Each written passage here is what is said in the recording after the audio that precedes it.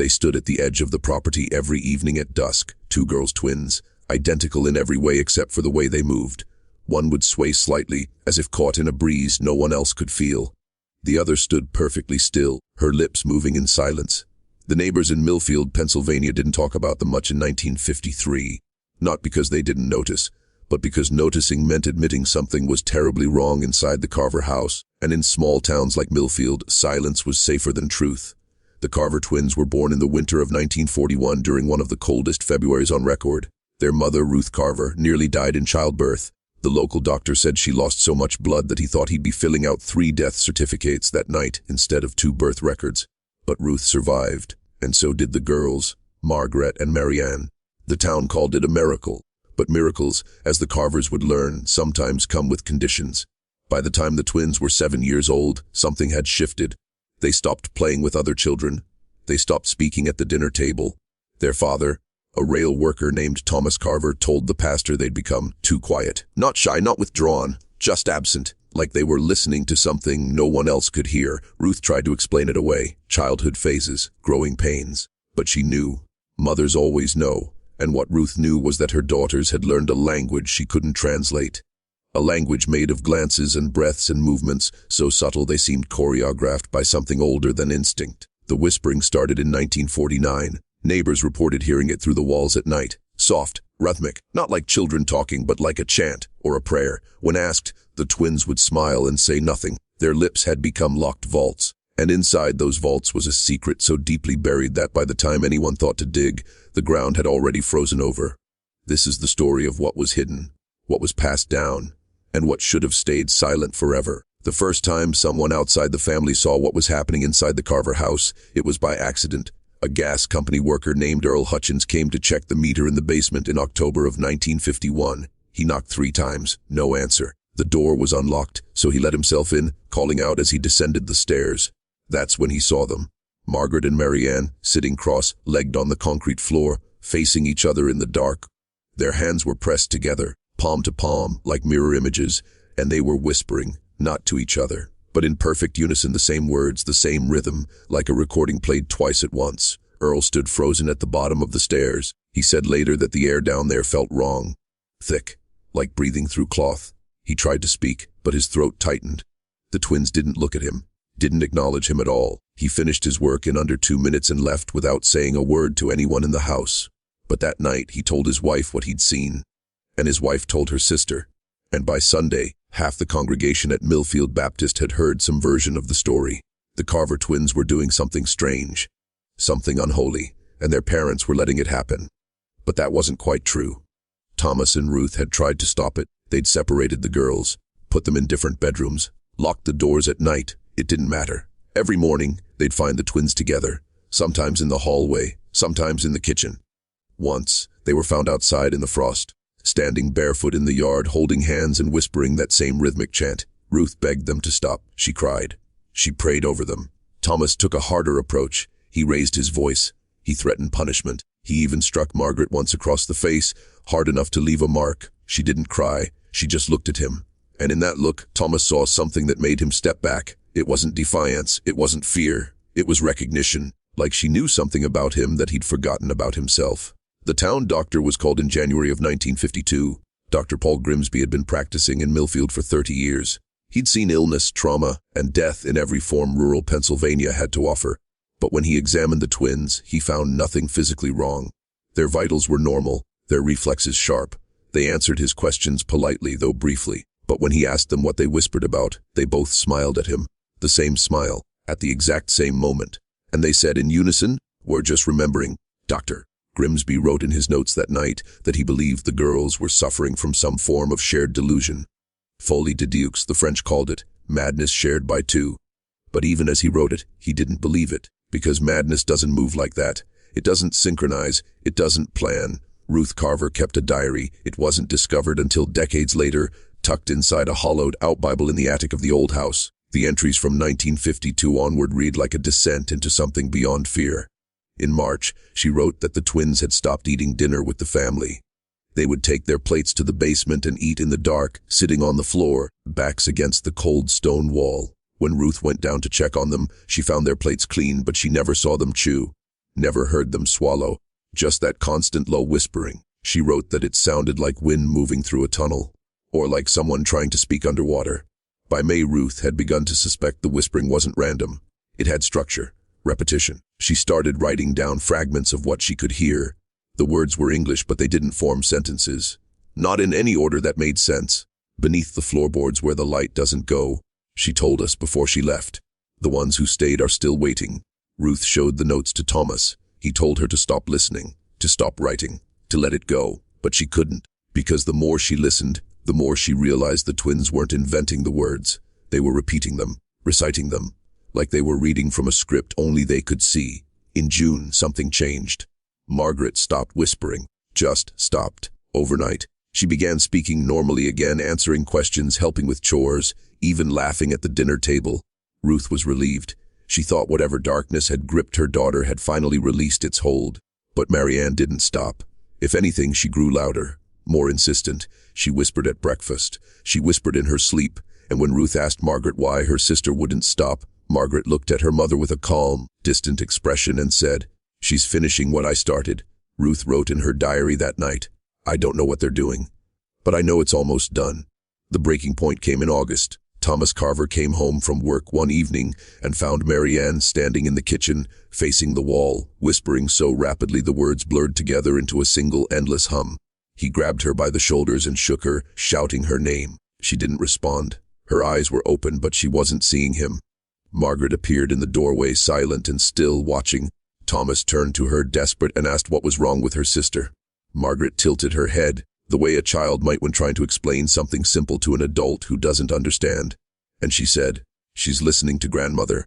Ruth, standing behind Thomas, went pale, because Ruth's mother had died in that house, in the basement, 20 years earlier, and no one had ever told the twins. Ruth's mother, Ellen Marsh, had lived with the Carvers for the last 3 years of her life. She'd been a hard woman, sharp, tongued, and severe, the kind who believed suffering built character and silence built strength. She rarely smiled, rarely spoke unless it was to correct or criticize. But in the final year before her death in 1948, something in her had softened, or broken. She began talking to herself.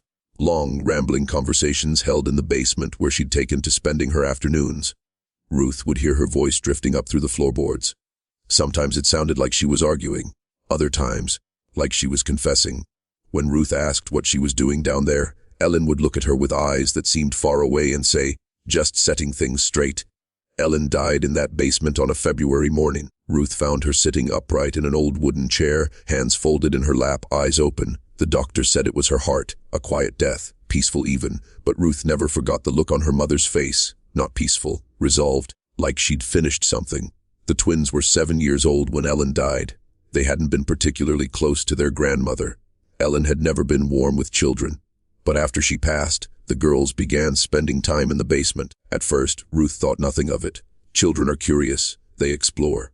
But then the whispering started, and Ruth began to wonder if her daughters had found something down there, something Ellen had left behind. Thomas tore the basement apart in September of 1952. He ripped up floorboards, pulled apart storage boxes, searched every corner for anything that might explain what was happening to his daughters. He found old furniture, caning jars, newspaper clippings from the 1920s, but nothing that seemed significant, nothing that seemed dangerous, until he found the letters. They were hidden inside a metal lockbox beneath a loose stone in the foundation.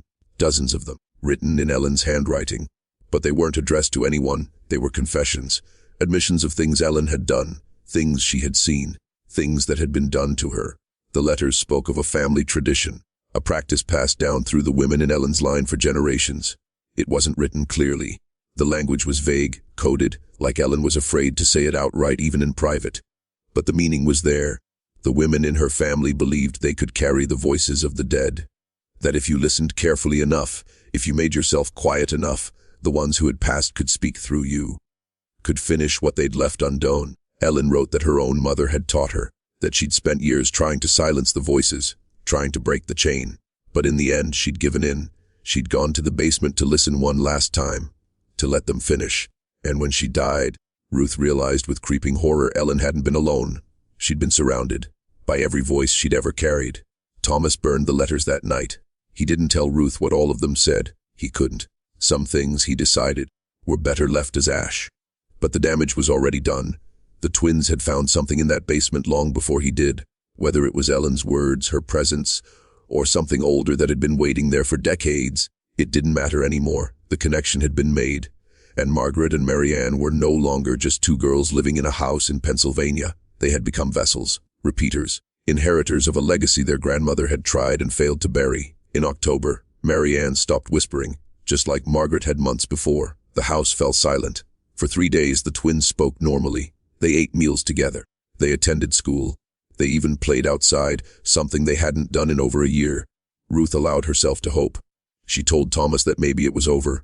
Maybe burning the letters had broken whatever hold the past had on their daughters. But on the 4th night, Ruth woke to the sound of footsteps. Slow, deliberate. She followed the sound downstairs and found both twins standing in the basement, side by side, staring at the wall where the lockbox had been hidden. They weren't whispering. They were silent, completely still. And when Ruth called their names, they turned to face her in perfect unison. Their expressions were blank, empty. And when Margaret finally spoke, her voice was calm and distant, like she was reading from a script written long ago. She said, "We're ready now.